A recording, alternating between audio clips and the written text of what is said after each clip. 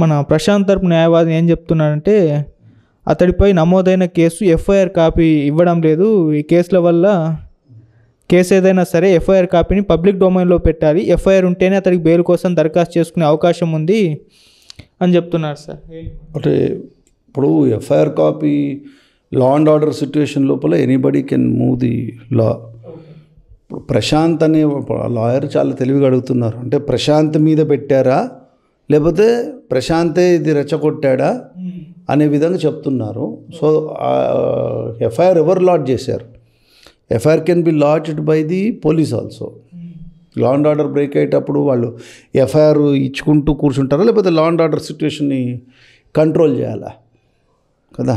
కాబట్టి ఎఫ్ఐఆర్ వస్తుంది, కానీ ఎఫ్ఐఆర్ లోపల మరి ఆయన ఇన్స్పెక్టర్ ఆఫ్ పోలీసో ఎవరో అని చెప్తున్నారు, వద్దు బాబు నువ్వు రావద్దు అంటున్నారు. Maybe he can be a complaint కదా. సో ఇప్పుడు వాళ్ళు ఆ సిచ్యువేషన్లో ఉంది కాబట్టి డెఫినెట్లీ ఎఫ్ఐఆర్ లేకుండా, ఎఫ్ఐఆర్ రాకుండా హౌ ప్రివెంటివ్ డిటెన్షన్లో తీసుకున్నారో మనకు తెలియదు. మనకి we have not seen the record. కానీ ఎఫ్ఐఆర్ లేకుండా అయితే రిమాండ్ చేయరు. FIR is the basic document of remand కదా, ఉంటుంది. మరి వారు అడ్వకేట్ డొమైన్లో పెట్టాల్సిన అవసరం లేదు, సర్టిఫైడ్ కాపీ వేసుకోవచ్చు. Accused can file a certified copy. కంప్లైనెంట్కి రైట్ ఉంది. సుప్రీంకోర్టు జడ్జిమెంట్ ప్రకారం complainant can seek the document of FIR. అక్యూజ్డ్కి రైట్ లేదు. He must file an application for certified copy.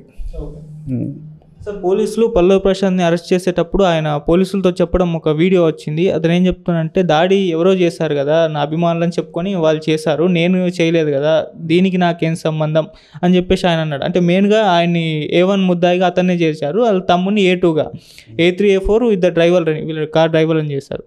So మిగతా వాళ్ళందరినీ మిగతా సెక్షన్ ఆయన డిఫెన్స్ చెప్తుండొచ్చు. ఇప్పుడు అభియోగం వచ్చింది అతని మీద, అక్కడ క్లియర్గా ఏం కనిపిస్తుంది అంటే abstraction of duties of a public servant కనిపిస్తుంది. అక్కడ వెళ్ళొద్దు, నువ్వు పోవద్దు అన్నప్పుడు ఈ షుడ్ నాట్ గో కదా.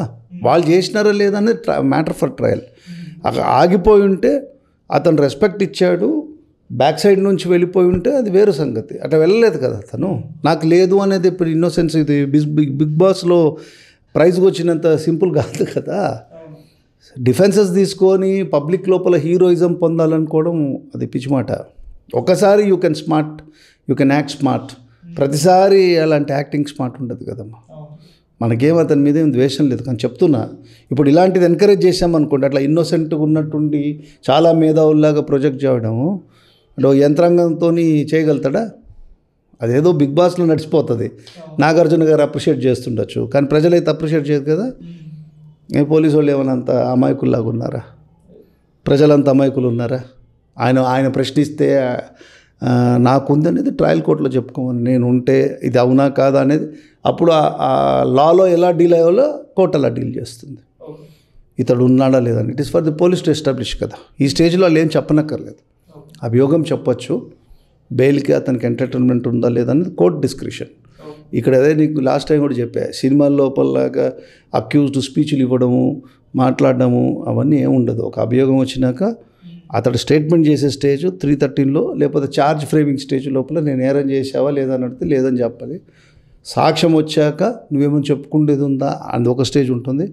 జడ్జిమెంట్ ఇచ్చే ముందర నీకు ఈ శిక్ష వేయబోతున్నాను నువ్వేమంటావు, ఆ 3 స్టేజుల్లోనే అక్యూజ్డ్ నోరు తెరవాలి, లేకపోతే అతను మౌనంగా ఉండాలి. కాబట్టి ఈయన ప్రశ్నించడం, ఇతను సమాధానం ఇవ్వాల్సిన అవసరం పోలీస్కి లేదు, ఎవరికి లేదు. It is for the police కూడా should be careful now. Maybe అతను చెప్తున్న దాంట్లో డిఫెన్స్ నిజంగా ఇతని సంబంధం ఉందా, కుట్ర ఉందా? కుట్ర ఉండాల్సినంత ఉంది అంటే మరి ఎవరో దీని వెనక ఉన్నోళ్ళు కూడా బయటికి రావాలి కదా. ఇప్పుడు కుట్ర ఉంది అని ఈయన ఎలా చెప్పేశాడు? How he knows? స్పాంటేనియస్గా ఉండడానికి ఈయన పెద్ద నేషనల్ లెవెల్ పర్సనాలిటీ కాదు కదా. ఏమన్నా ఏదైనా టాప్ మోస్ట్ ఫిలిం స్టారా? ఒకవేళ క్రేజ్ బిల్డప్ కావడానికి సపోజ్ పవన్ కళ్యాణ్ లాంటి స్టార్ వచ్చాడు, సడన్గా క్రేజ్ బిల్డప్ అవ్వడానికి కాదు కదా. So there is something calculated game. ఎవరు చేశారు? ప్రశాంత్ అనే అతను చేశాడా, లేకపోతే అవతలోళ్ళు చేయించారా, లేకపోతే చీప్ పాపులారిటీ గురించి చేశారా, లేదా గవర్నమెంట్ని ఒకసారి ఒక రుచి చూపిస్తాము ఆయన మొన్న పాటలు కూడా ఉండేది సీఎం గారిది, రేవంత్ అన్న వచ్చాడు మొత్తం అంతా ఇది చేస్తారంటే ఒక చిన్న స్ట్రాటజిక్గా వచ్చే ఎలక్షన్స్ గురించి ఒక స్ట్రాటజిక్గా చేశారనేది it's for the police to give a honest report. ఒకవేళ ప్రశాంత్ నిజంగానే అమాయకుడు అయినాడు అనుకోండి, ఎవరో దుండుకులు చేశారనుకోండి, చేయించిన వాళ్ళు ఎవరో బయటికి రావాలి కదా. అక్కడ అది అది అది ఇంకా మోర్ డేంజరస్ ట్రెండ్, అది ఇంకా మోర్ డేంజరస్. అట్లాంటప్పుడు ఇలాంటి ప్రోగ్రామ్స్ అన్నీ కూడా బెటర్ టు బి స్టాప్డ్. ఇంకా ఈ కేసులో ఈ దాడి చేసిన 16 మందిని అరెస్ట్ చేశారు సార్. ఇందులో 4 మైనర్లు ఉన్నారు, మిగతా 12 మంది వైద్య పరీక్షల అనంతరం నాంపల్లి కోర్టులో హాజరుపరుస్తారు. మరి వీళ్ళ పరిస్థితి ఏంటి సార్? అంటే కేసు అంటే వీడియో ఫుటేజ్లో వీళ్ళు దాడి చేసినట్టు క్లియర్గా ఉంది. మరి వాళ్ళకి 100% శిక్ష పడుతుంది. మైనర్స్ ఉన్నారు అంటే మైనర్స్కి వాళ్ళకి ఆసిఫికేషన్ టెస్ట్ చేస్తారు. వాళ్ళకి ఏం చేస్తారంటే రియల్లీ వాళ్ళు మైనర్స్ అయితే బోస్టన్ స్కూల్కి పంపిస్తారు. సో ఇప్పుడు ఏంటంటే ఒక ట్రెండ్, కొత్త ట్రెండ్, అఫెన్సులు మైనర్లు చేస్తున్నారు, ప్రోత్సాహం పెద్దవాళ్ళు ఇస్తున్నారు. మైనర్ అయితే వాళ్ళకి శిక్ష తక్కువ ఉంటుంది చేసేయమన్నట్టు. ఇట్స్ అంత ఘనంగా చేయాల్సిన నెసెసిటీ అయితే నాకేం కనిపిస్తలేదు.